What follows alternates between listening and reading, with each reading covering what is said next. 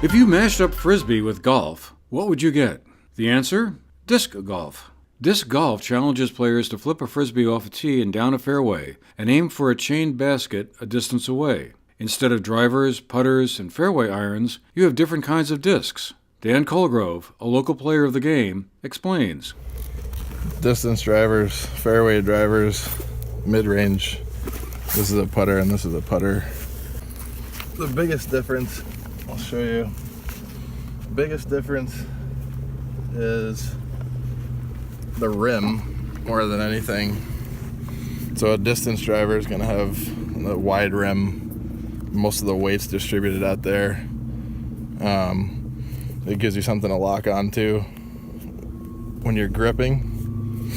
And a mid-range, it's much smaller rim. But so these have less potential for distance, but they're a little bit easier to be accurate with. So a little bit more predictable when you throw. It sounds easy, but in that regard, it's a lot like regular golf. Practice is the key. It's a one throw at a time kind of game. At the same time, it's an accessible sport that people old and young can start playing right off the bat and do well at. I'm usually trying to play close to that so it goes out next to them and then cuts back in, because that's what at the end of the flight it's going to turn to the left. But when it hits the trees, it just stops it. And you can play it almost all year long, even in the winter months. Frank Johnson, the president of the Hunter Park Disc Golf Club, and J.R. O'Brien, the club's vice president, told us about the progress they've made developing the course and their plans for the coming season. Well, the original people that built the course, it was built by Chip Edson and Tom Van Zant. And they actually installed the first 9 holes, in 2012? So, 2012. Let's see, three years ago, we came in and decided to change a few of the holes on the front 9 because we wanted it off the property of the Riley Rink property so that people didn't get hit with discs and people weren't in the way when they had their musical festivals and stuff like that.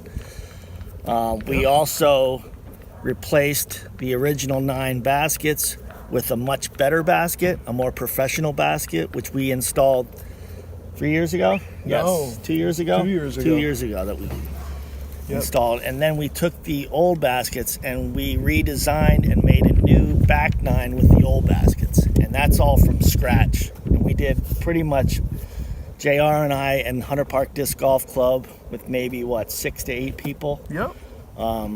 Helped cut out. And We literally chainsaws, you're talking chainsaws, tractors, hand saws, clippers, shovels, you name it. It was basically hard labor for a whole summer, and it came out unbelievable. We're super happy. Our league starts tonight,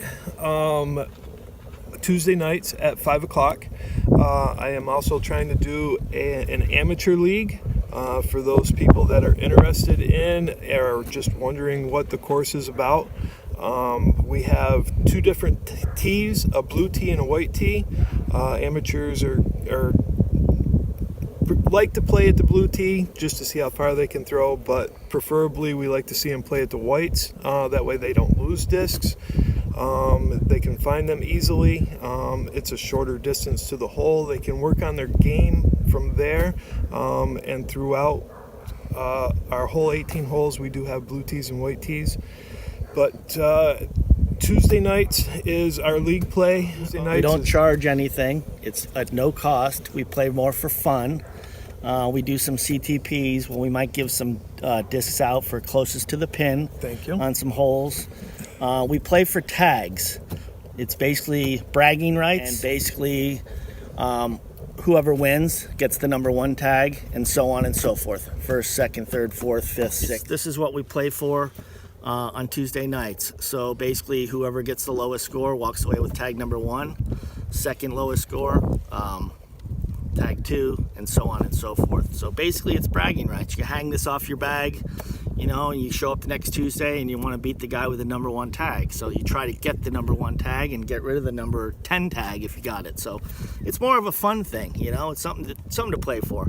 If you complete the course in 57 throws, you've made par. The game offers its share of challenges, along with a nice amount of walking exercise. Johnson and O'Brien hope to establish the game as one more reason to swing by the rink in the summer, get out, enjoy some sunshine, and have some fun sinking those frisbees into their baskets. Somehow, it's harder to get stressed out over missing a putt in disc golf than it is in the traditional game. For the GNAT-TV News Project, I'm Andrew McKeever.